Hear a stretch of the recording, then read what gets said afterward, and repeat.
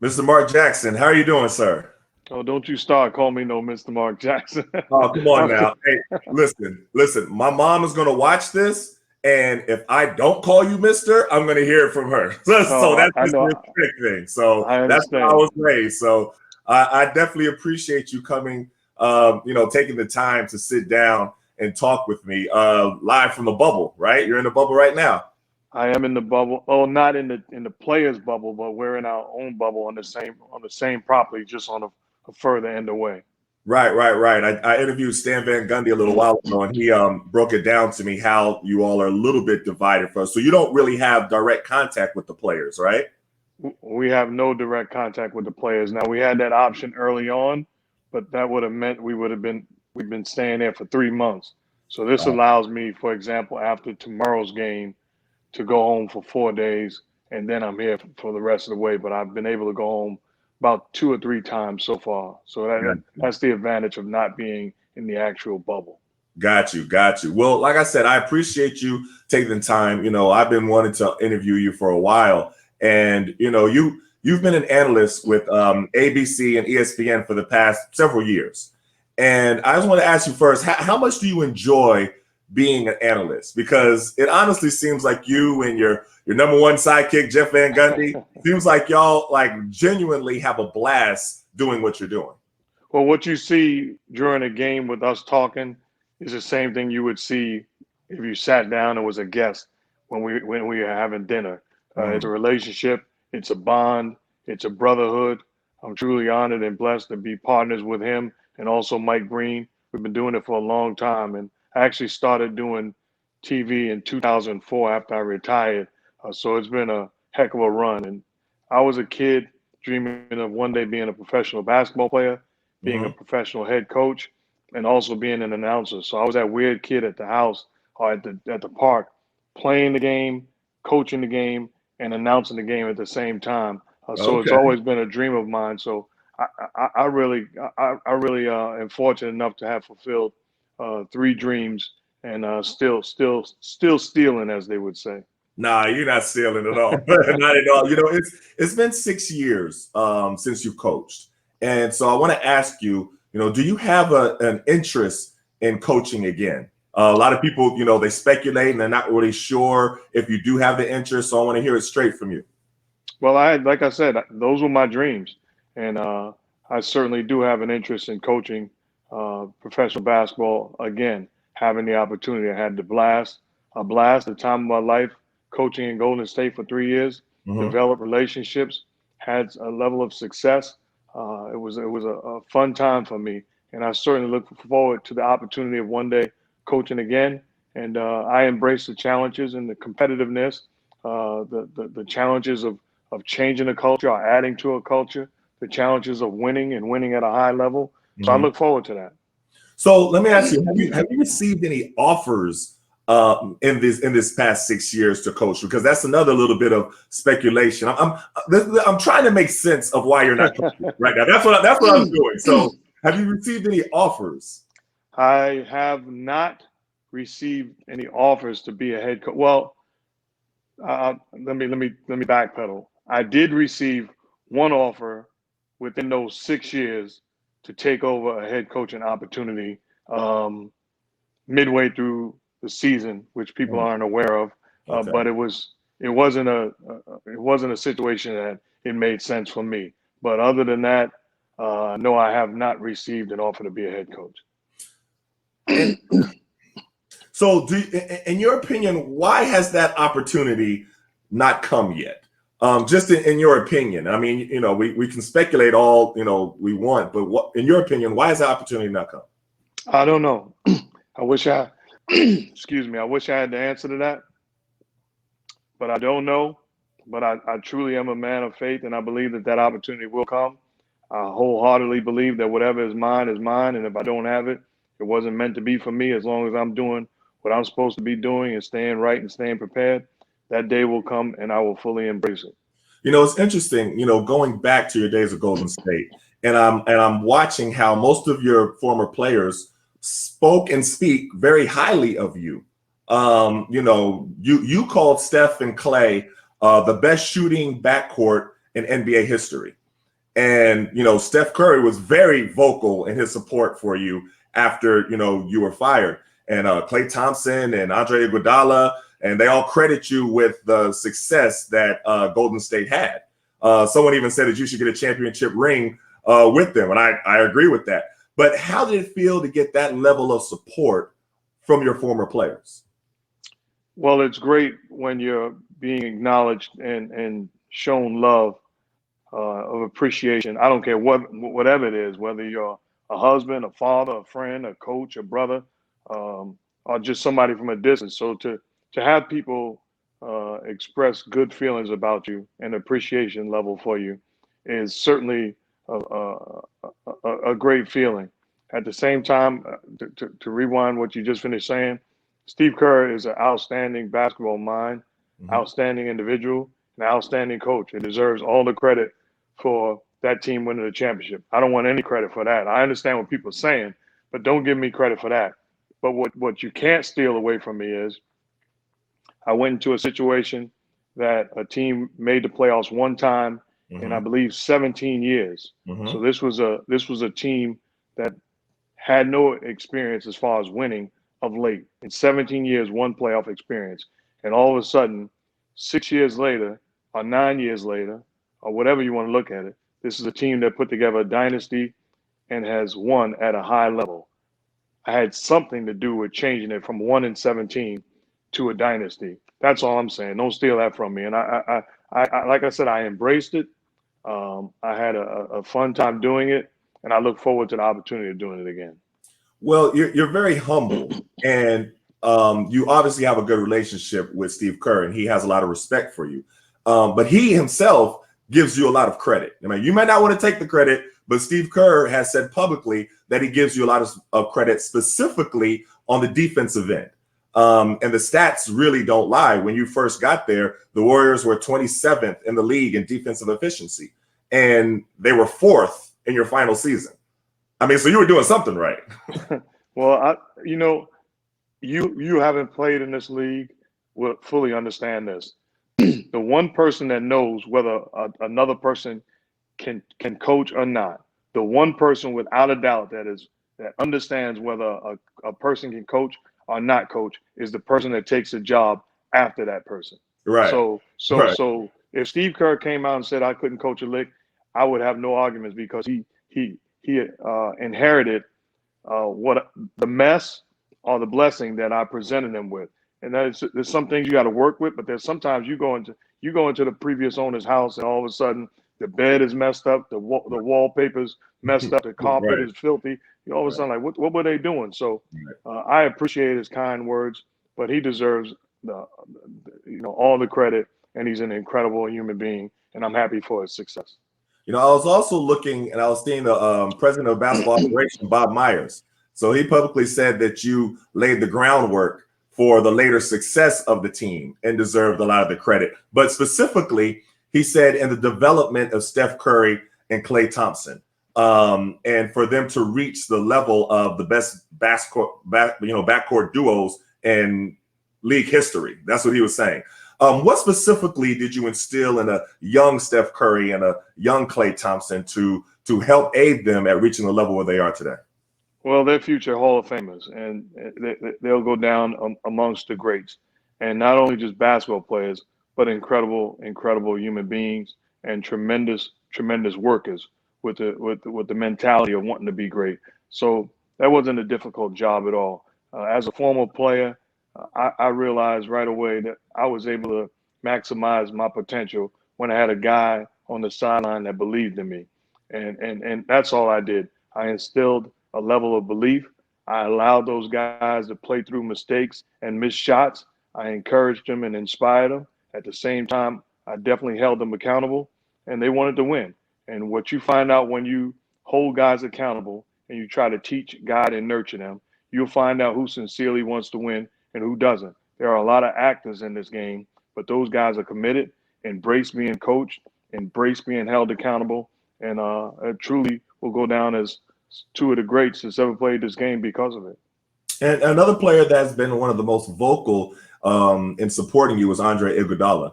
Talk to me a little about the relationship that you all had, because he mentioned a lot of you holding them accountable and pushing them to be the best. But then he also talked about the nurturing aspect of your relationship and the way that you actually care about the players, which is different. In the league, it's business, and it's definitely a business, but they all felt that you had a different connection with them. Talk about that. Well, I said from day one, as soon as I got the job, if I won a championship and didn't make the guys better as husbands, fathers, men, sons, leaders, I'd be a failure. That's not what it's all about for me. It's not all about winning. I love to win as much as anybody, but I want to impact lives. I want to make a difference, and not by taking the Bible and holding over your head, but just by being an example, by not cussing you out, by not disrespecting you. So now all of a sudden, it puts the pressure on you to not cuss me out and disrespect me. I'm going to treat you like you're a man, a father, a husband. This ain't high school or AAU ball. These are grown men we're dealing with. And I've been, as a player, I've watched coaches use the other side of trying to maximize a guy's ability. And I saw guys lay down on him, and rightfully so. I've seen players cuss out coaches. And people say, how dare that player cuss the coach out? Well, what's the difference? We're grown men. If you want to talk to me that way, I can talk to you that way. So I just realized right away that wasn't going to be the way that I was going to go about it. And with a guy like Andre Iguodala, we played against him the previous year in Denver in the playoffs. We beat him. He watched the way, not the way I was coaching or anything. He watched the way that the culture was in Golden State. The players embracing one another. The players playing for one another. It was all about team. It wasn't pointing the fingers. You hear the chatter on the court. You know who's together and who's not. And he came the following year as a free agent to us, and he was instrumental in aiding the culture and advancing it even further. He was a guy that was willing to do whatever it took. So he was. I've heard the things he's spoken about me, and I truly appreciate it. And he's a high-class, high-character guy that's had tremendous success in this league because of his mentality, his approach, and his dedication. I mean, you really know, and you can really judge a coach by the way the former players speak about him. Then you have the people, the coach that took over. Then you have the president of basketball operations. And one of the things that I used to do, because I wondered about it as well, but I would go to, when we play Golden State or anything like that, and I would kind of seek out some of the ushers, because, after a while, they're the same ushers that you've been seeing all your career and everything like that. And, you go past there and you talk to them again or something like that. So I asked a couple of the ushers, I was like, so what were your dealings with Mark Jackson when he was the coach? And they all spoke your praises. Like, they were all like, oh, he was the nicest guy. He was so humble. He came and showed us respect. And so when you talk to the janitors and the workers there and the ushers, and they all have the same opinion about, but that really says a lot about a person. And it's frustrating to me to hear people who don't know describe Mark Jackson. And it's the opposite of everything that I'm hearing from people who were actually there. Well, you can say if you want that I'm not a good coach, and I wouldn't be insulted. That's you can make a case either or. That's fine with me. But one thing you cannot do is, and I won't sit back and allow you to do, is disrespect me as a man and how I treat people and how I conduct myself, because I take more pride in that, because that means more, like I said, than winning a championship. And lazy reporting is reporting something and not following the facts. If you told me as a reporter that Mark Jackson was a jerk, I'm not writing it until I go and do some research, until I call the people and get in front of the people like you did. And then if they say I'm a jerk, well, then write it, and I have no problem with it. But I have relationships that will last a long, long time with the people that were in the trenches and in that organization. I have nothing but respect for them, and I'll never speak down. This is tit for tat. I've developed some incredible relationships. And when I go back there and I call games, whether it's playoff games, regular season games, championship games, the ushers, the people, the day-to-day workers, even, I don't care, the front office, Bob Myers, the ownership, they come and speak to me. If I was a jerk, it'd be rolling of the eyes and sucking of the teeth and disrespect and don't you come near me. That's not how I go about it. And it's unfair to speak anything other than the absolute truth. So, and it seemed like every time they were playing, you was the commentator, and I would notice, because there's certain things that I watch for. I've noticed the players go by you and give you respect. Steph Curry always go by you, give you a head nod or something like that. But did that feel kind of weird, kind of different, being, there all the time along the entire route after you were fired? That's a great question. And I heard people, I've watched on Twitter or Instagram, whatever, people say, why is Mark Jackson, why they're being unfair to him doing all the Warriors games?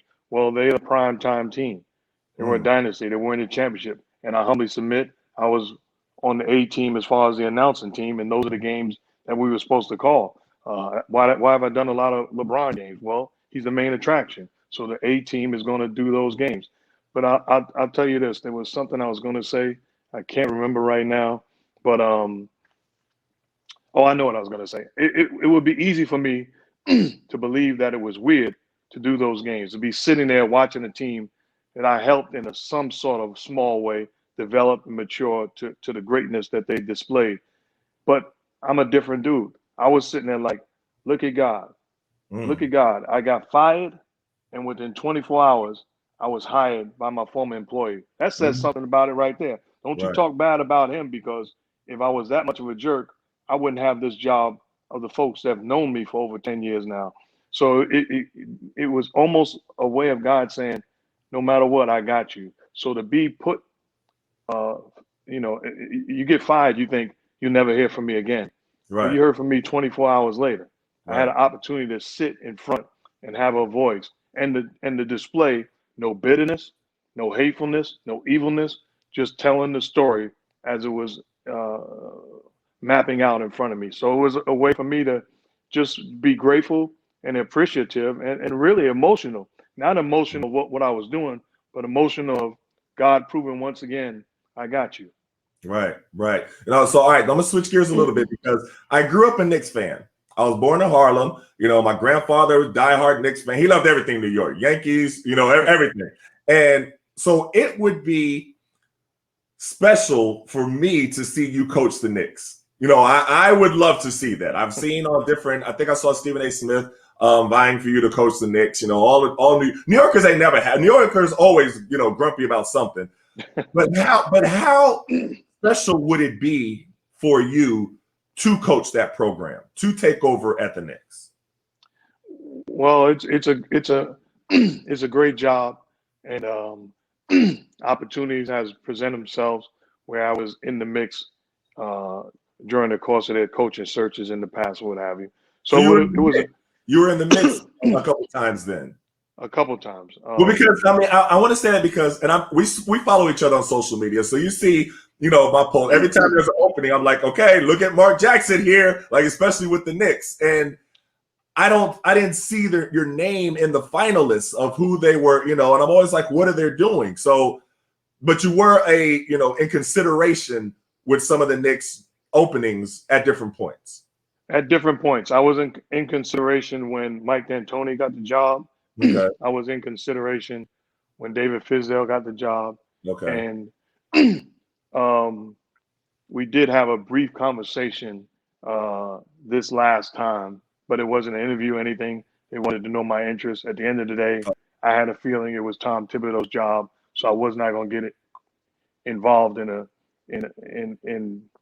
discussion for a job when I believe that the deal was already done. So Okay. Okay. whether that's true or not is irrelevant. It played out to be true. So Tom Thibodeau's a heck of a coach. He's a guy that I've known for quite a while. I wish him nothing but the very best. It was a dream job of me growing up. As I matured and developed and understood the business side of basketball, there's 30 head coaching jobs in the NBA. So I got 30 dream jobs. So I Okay. don't have one. So I don't circle one and say that's the one. I look forward to the opportunity of coaching again in this league. Okay, but the Knicks still would be a little extra special, though, even if it's not the only one, but it would be a little extra special, right?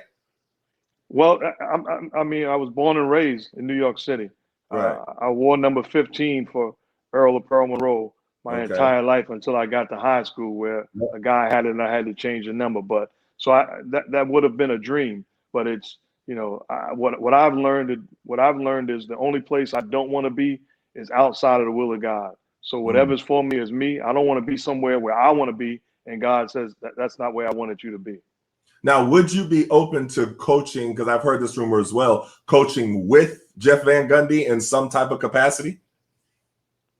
Well, let me make sure that I get the question right. Okay. Me as an assistant coach. Either or, you as assistant coach, him as a head coach, or vice versa, in some capacity. And I say this with great humility. I have no interest in being an assistant coach. That's Okay. not with arrogance. That's not thinking it's beneath me. I just have a great job, and I'd be taking a pay cut, and it wouldn't be the right business decision for me to be an assistant coach.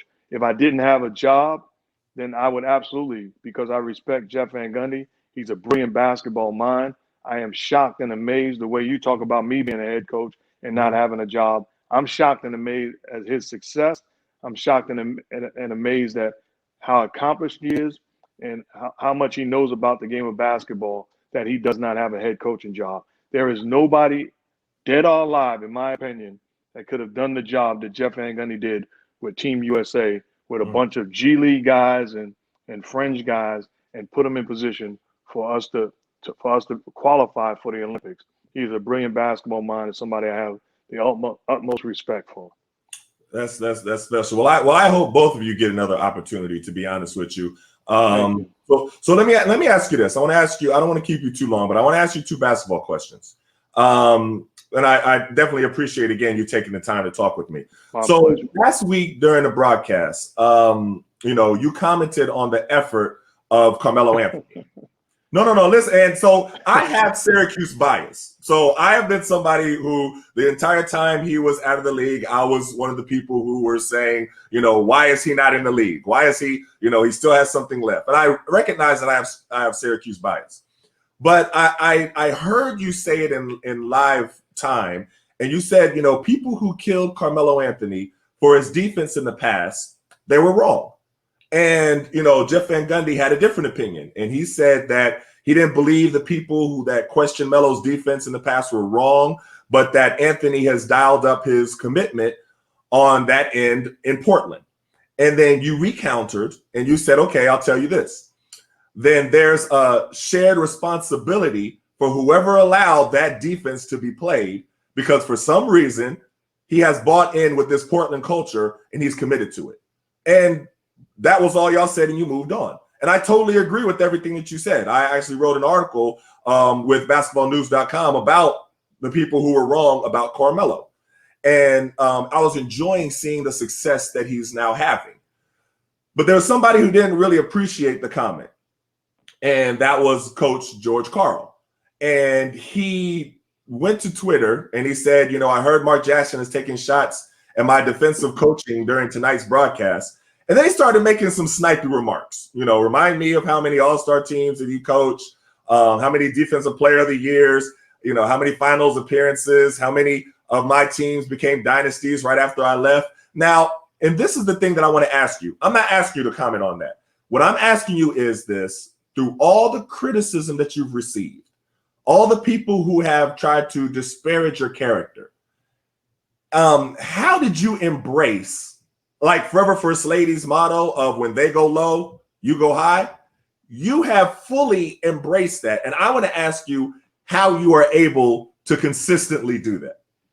Well, thank you very much. And there's only one way. I got total trust that the battle's not mine. It's not my fight. When you get caught up in trying to fight and answer every question, no, I got total trust. So it's not an act for me. And I'm not, and again, it's just who I am. And I wasn't always this way, but I got total peace. And I'm not going to allow anybody or anything to steal my joy. I'm winning in life. If you told me or you, as kids growing up in New York City, that one day in 2020, we're going to be sitting there talking about on a show with people watching our accomplishments, our achievements, we're going to be healthy and whole with families and loved ones and kids. We're winning. You can be tricked into fooling, oh, things are bad and I'm going to answer this, I'm going to answer that. No, I got an opportunity to fulfill a dream. and I'm still winning. I'm healthy and whole, and I got no time for that. So it's total confidence and belief that God's got me in every absolute situation, even when I'm wronged. Is not my fight. You look bad when you get into a fight or argument with whoever, and I'm not talking about anybody specific, but I just got no time for it. And you wind up healthy, whole, and sane, and doors opening up, whether it be 1 year later, 2 years later, 5 years later, 6 years later, it seems like it's over. Somebody's watching me saying, how could this dude still keep a right, cool frame of mind? And they've been dealt a bad hand. So Mhm. somebody somewhere is being encouraged and inspired by how I'm responding, as opposed to how I would have responded if you took me back years ago. So what changed in your life? Because how did you change and grow and mature to the point where you didn't respond the way that you would years ago? Experience and going through stuff and maturing, developing, refusing to stay stagnant the way I was at a particular time. I was never a head case. My kids have never I haven't said a cuss word in 30 years. My kids Mhm. have never heard me cuss. And Mhm. and does that mean I'm better than you? No, I've done some things in 30 years that I'm not proud of, but Mhm. they have never heard me cuss. I've Mhm. tried to be the best man, father, husband, friend, coach, whatever title I have at a particular time. I've tried to be the best that I could possibly be. That don't mean I always was, but I've attempted to. And when I've gotten sidetracked, whatever it is, I've quickly made the proper adjustments and said that can't be accepted. So what's made me change is challenging myself to be the best that I could possibly be, whatever title I am at that particular moment, maximizing who I am and who I'm attempting to impact, because I believe that somebody's always watching, whether it's a basketball game you're playing in, coaching in, whether I'm going to the grocery store, how I'm treating the cashier behind it. It doesn't matter. Right. Everybody warrants respect, and everybody has their eyes on you. So I'm just trying to make a difference in whatever small way I possibly can. That's great. That's great. And that's really showing a specialness in you, because it's people don't understand how it would feel for a lot of people to say something about you that isn't true, but you still don't stoop to their level. Like that takes a lot of it. It takes a lot of maturity, a lot of self-confidence, a lot of self-worth, everything like that. It's not an easy thing. And it doesn't happen in one day. Right. Sometimes it does, but that's not the normal procedure. Is Right. there a dude on the inside of me that wants to cuss the person out or tell the person off? Absolutely. It's not Mm. like I don't know a cuss word. It's Right. inside of me and it Right. comes here, but it's not coming out because I've gotten stronger than that dude that's on the inside of me. There was a time in my life that dude on the inside of me, and there's moments that dude may be stronger, but I've gotten to a position where I got control over him, and I refuse to allow him to come out like he so easily used to come out. That's special. That's special. Okay. So I want to ask you this question. So a few days ago, Paul Pierce, he said that LeBron James, if he doesn't win the championship this season, he is out of the discussion as the greatest of all time. And he said that LeBron isn't in his top 5 players of all time. And I just wanted to get your take on that. LeBron, that he's in the top 3 in scoring right now. He's on the all-time assist list. He hasn't caught you, but he's on the all-time assist list. He's gaining, there, and he still has a few more years to go. But to not be on the greatest of all time discussion, and that's to me, it seemed like a little bit much. But I wanted to see what your opinion of that was. Well, Paul Pierce is a heck of a basketball player who's had an incredible career, who's a Hall of Famer, Mm-hmm. and numbers hanging up in the Boston rafters, deservedly so. But he's wrong. Mm-hmm. When you look at LeBron James and his body of work, he is clearly one of the 5 greatest players of all time. And he's in the discussion at the end of the day for the best to ever do it. When you're talking about a guy that will leave the game as the all-time leading scorer, health permitting, and as a top 5 assist man in the history of the game, there's no debating. Give Right. this guy his credit. Went to 9 straight NBA finals. Has won a championship in Cleveland. You just put that on his resume alone. A championship in Cleveland. For those of us who are familiar with the Cleveland Cavaliers and Mm-hmm. Cleveland sports in general, the history. The guy had so much pressure on him coming out of high school, and he has surpassed the pressure that people put on him coming out. I mean, he surpassed it. Nobody thought he'd be this great. This guy is in a discussion with anybody that's ever played the game. And what's even more impressive to me is the way that he has conducted himself, and how many folks he has impacted. He has been a game changer when it comes to the business, not just of basketball, but the business of sports. He has changed the game and made life so much easier for everybody that's come alongside of him and after him. I definitely get. So why do you think that he gets the hate that he gets? Because that's always a question that I always had. Like, why do people like almost love to hate him? I mean, he does everything right in the community. He stands up for people's rights. You know, he stands up against, you know, everything that you have wanted of a ball player, of people who criticize ball players, he does. You know, he's a family man. I mean, you just go down the list. So why the hate? It comes with the territory of greatness, especially in 2020. It's so easy for Twitter thugs and Instagram thugs and internet gangsters to say something slick. You know, there will be a day when he will get, you know, think about this. Muhammad Ali was hated. Muhammad Ali, who put all of his chips in the middle of the table and sacrificed his greatness for the benefit of mankind. The greatest sports icon in the history of this world was hated. And now we celebrate him, but he was hated for no reason. For folks that just had their own agenda, he was hated. When he did nothing but put everything in the middle of the table and was willing to go down. The best to ever do it in the boxing field was hated. So it comes with the territory. And I like what LeBron is doing, the same thing that Ali did. Continue to do you, continue to impact, and at some point, they'll get it. At some point, Dr. King was hated. We got a holiday of him. At some point, they'll get it. It don't matter if it's today, tomorrow, 10 years from now, they'll get it. You stay consistent with who you are and what you're doing, and they'll figure it out down the road. I think that's great. That's great. Well, that's great advice. So, I mean, I want to ask you one more question, then I'll let you go. One more question. You good, man. You good. Okay, cool. Because I don't want to keep you forever, but you know, there's a million questions I can ask you, but I would just do one. You know, a while ago, you made a statement that said that you said Steph Curry is something to the effect that he's ruining AAU basketball or youth basketball, and a lot of people who are just eager to kind of create a feud between you and Steph Curry because they saw the bond that you all had and the fact that he was one of, you know, the first players to speak out, you know, and say that he disagreed with you being fired and that he supported you and everything like that. And correct me if I'm wrong here, because I coach my son's AAU team.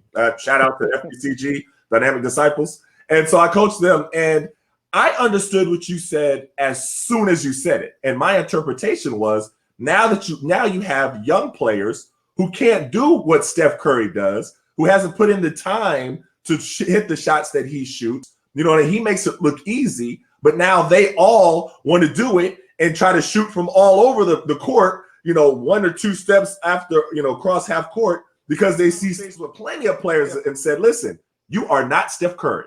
Just because you're short and you can shoot a little bit, get that out of your mind. And so is that more of what you were talking about when you said that he was ruining youth basketball and AAU basketball? I'm guilty of not having enough time to explain it and taking for granted the ability to understand and comprehend what I'm saying by the viewers.